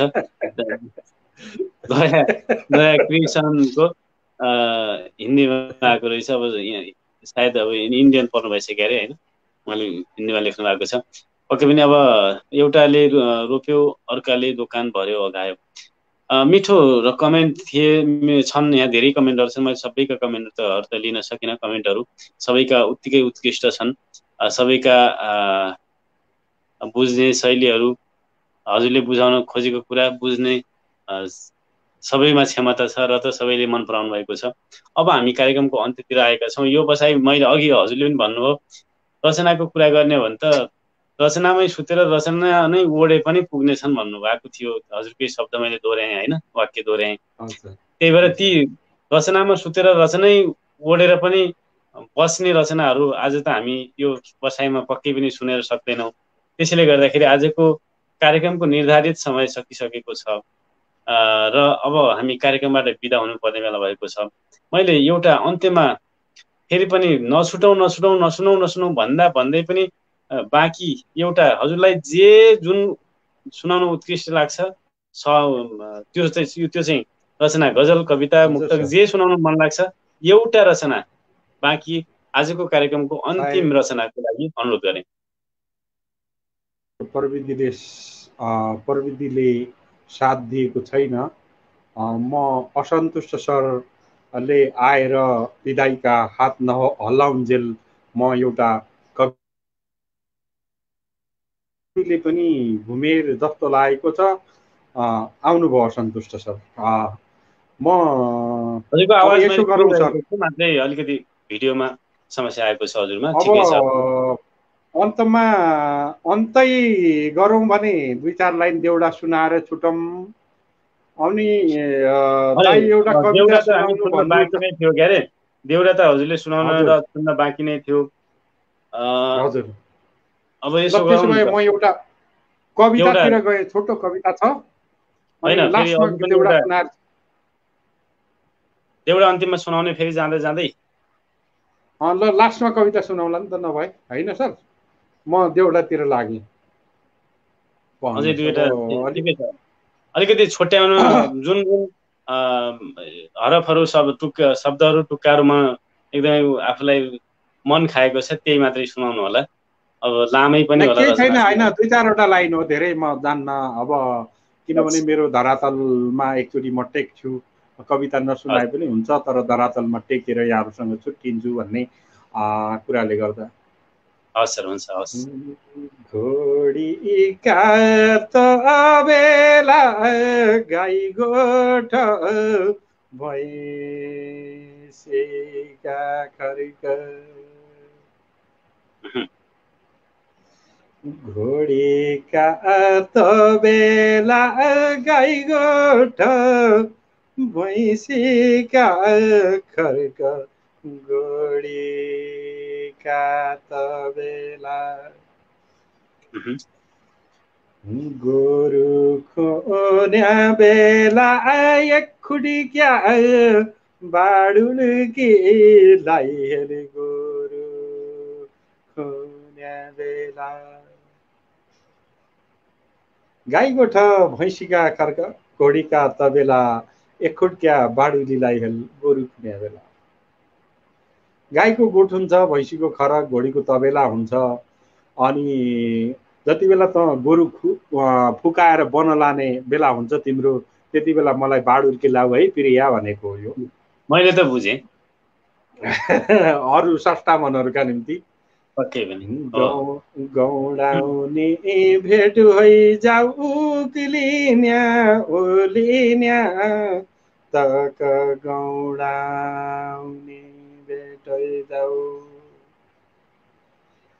पहिलाको नेट जाऊ उइल कि माया जाल जाऊ, पहिलाको नेट जाऊ। आदरणीय स्रष्टावन, उक्लिने ओर्लिने तक गौडाउने भेट यस्तो होस्, ऊ माथिबाट झरोस् अथवा आफू तलबाट उक्लिने परोस्, अथवा आफू माथिबाट झर्ने बेलामा प्रेमिका तलबाट उक्लिने मेलो आओस्। अनि उति बेलाको जस्तो प्रेम होस्, यति बेलाको जस्तो इन्टरनेट होस्, मैले भन्न चाहेको हो यहाँनिर। क्या कुरा गर्न, त्यसै उठाउनु भयो। एकदमै मलाई त हजुरको कुरामा पनि एकदमै दम छ। कहाँ कहाँ म त डुबिरहेको छु कि, त्यो मैले पनि त अब त्यो सोचिरहेको छु नि त। भन्नुहोस्, ठिक छ। पाडिलो खाम्पन बड पिपलको सेलोपन, पाडिलो खाम्पन वहीँ पढ उखाम्पन जापट्टि सुवाको मेलो, वहीँ पढ उखाम्पन। बरपिपलको शीतल होस्, अनि शीतलको सँगसँगै पारिलो घामका रापिला किरणहरू वरिपरि हुन्। अनि प्रियाको जतातिर काम, प्रियाको मेलो काट्ने ठाउँ जता होस् अथवा घाँस काट्ने ठाउँ त्यतैतिर मेरो काम परोस् भन्न खोजेको सष्टामन योले। म अन्तिम छु देउडाकोमा।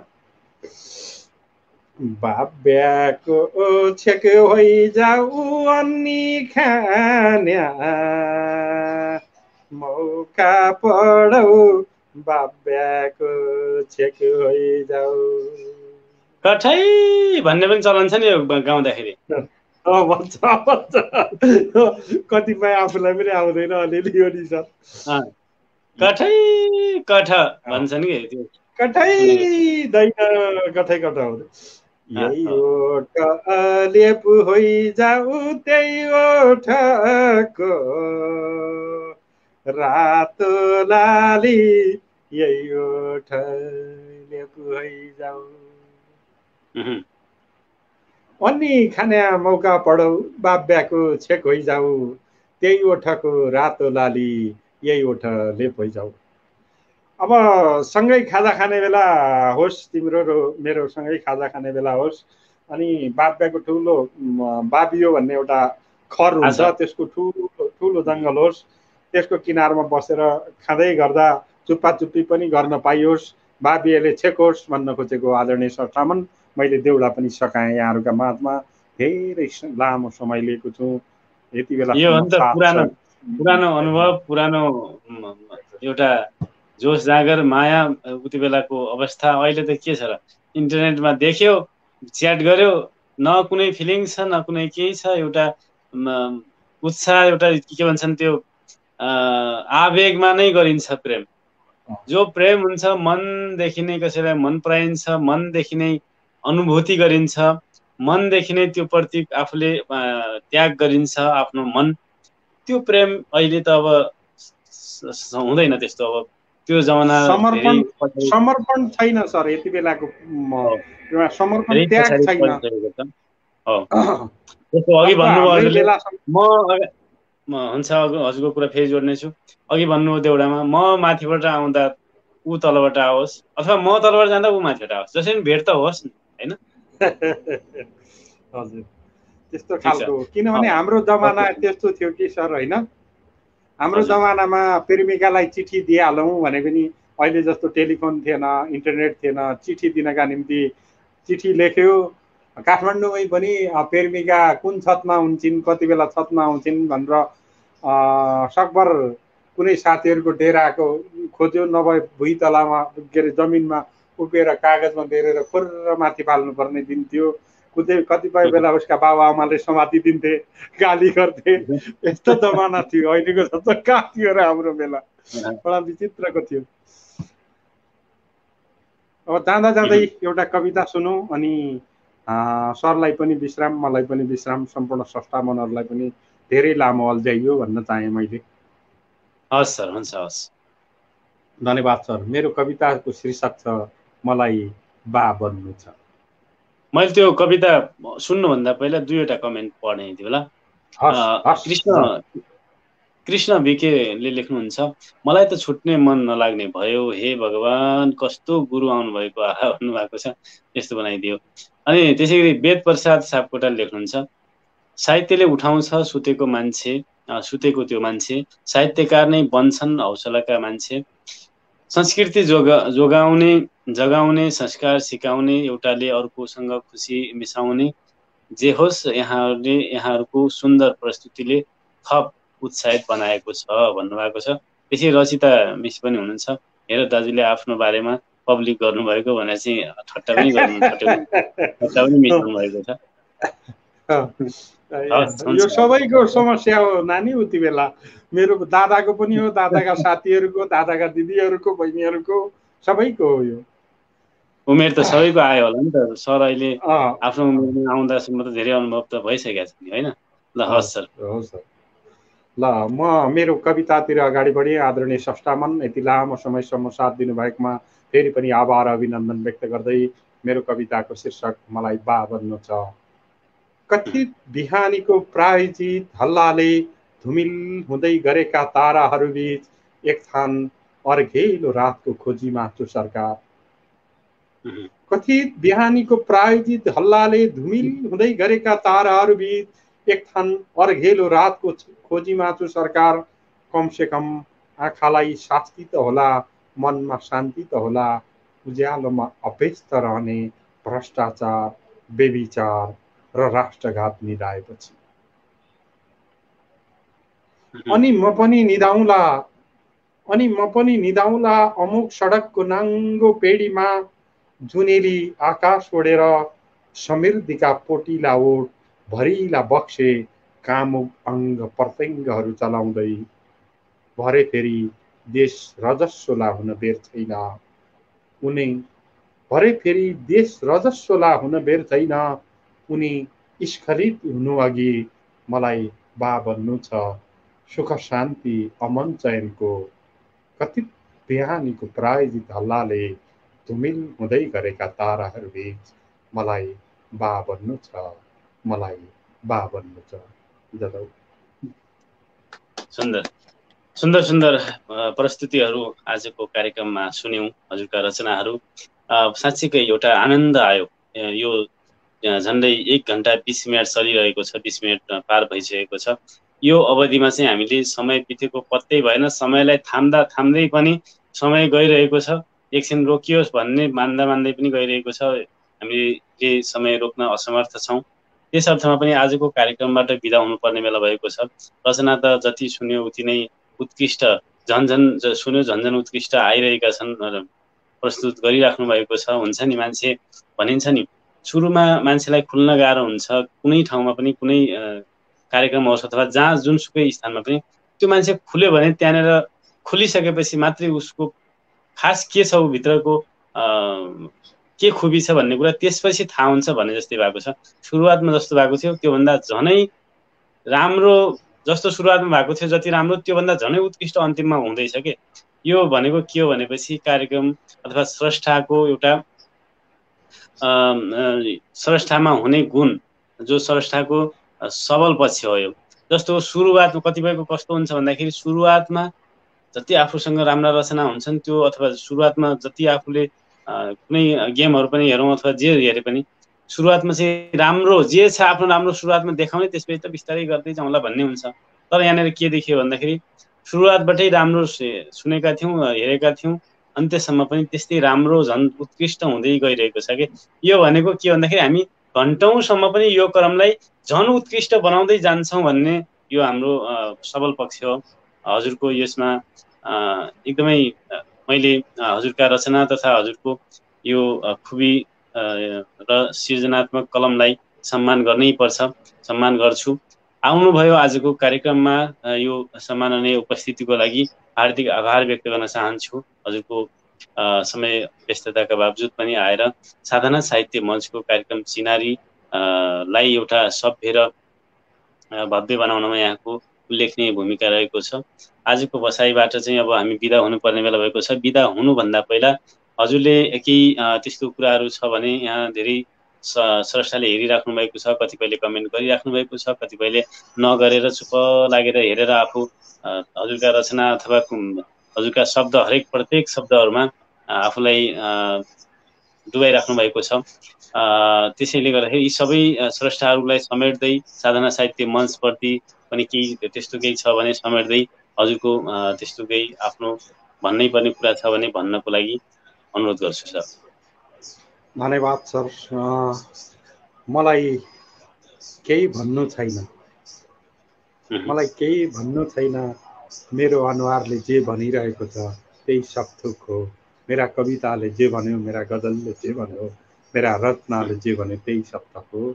तर म यहाँनिर एउटा कुरा मेरी बहिनी रचिता दाहाल यो सरप्राइजका निम्ति हार्दिक आभार व्यक्त गर्न चाहे बहिनी मलाई बिहानसम्म उहाँले यो खबर गर्नुभएको थिएन फोटो मागेको 1 हप्ता 2 हप्ता पहिले हो बिहान सट्ट ब्यानर पठाइदिनु यसका निम्ति आभार व्यक्त गरेँ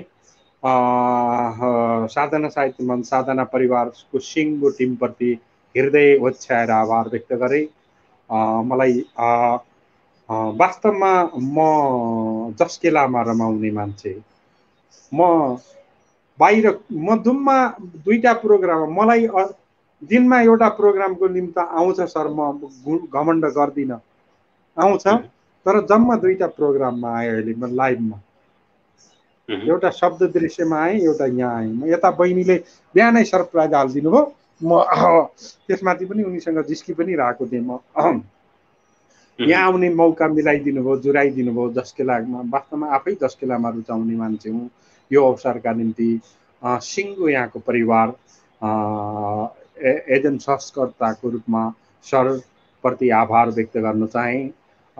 र सम्पूर्ण संस्था मनहरू, हामी तपाईँ जुन मञ्चमा उभिनु भएको छ, जुन डेस्कमा बसिराख्नु भएको छ, म जुन ठाउँबाट रचना वाचन गरिरहेको छु, यसको मूल श्रेय भनेको हाम्रा सम्पूर्ण स्रष्टा श्रोता, हाम्रा आशीर्वादी मनहरू हुन्। उहाँहरू बिना न तपाईँको महत्त्व न मेरो महत्त्व।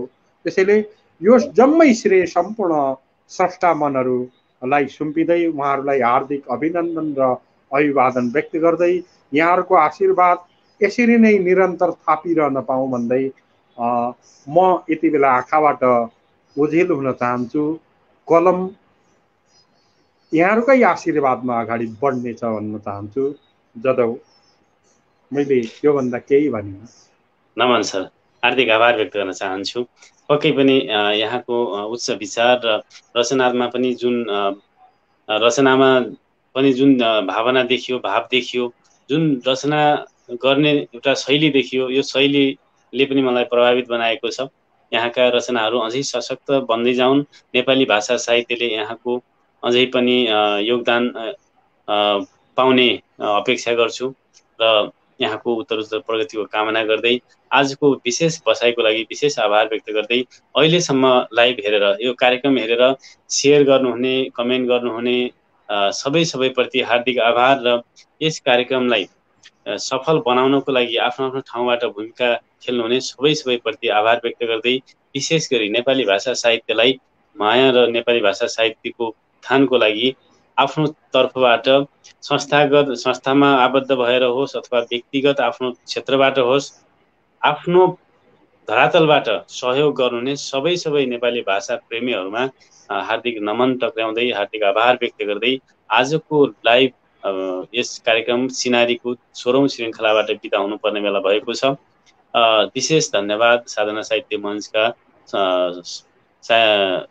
समिति परिवारका सदस्यहरू र सबैलाई आभार व्यक्त गर्दै एमपी सरप्रति हार्दिक आभार व्यक्त गर्दै आगामी दिनमा पनि यहाँसँगै भेट हुने, फेरि पनि यहाँका रचनाहरूमा रमाउने अवसर मिलोस् यो अपेक्षा गर्दै हार्दिक आभार सर। छुटौँ है त सबैमा। धन्यवाद। जदौ शुभरात्रि। नमस्कार, शुभरात्रि।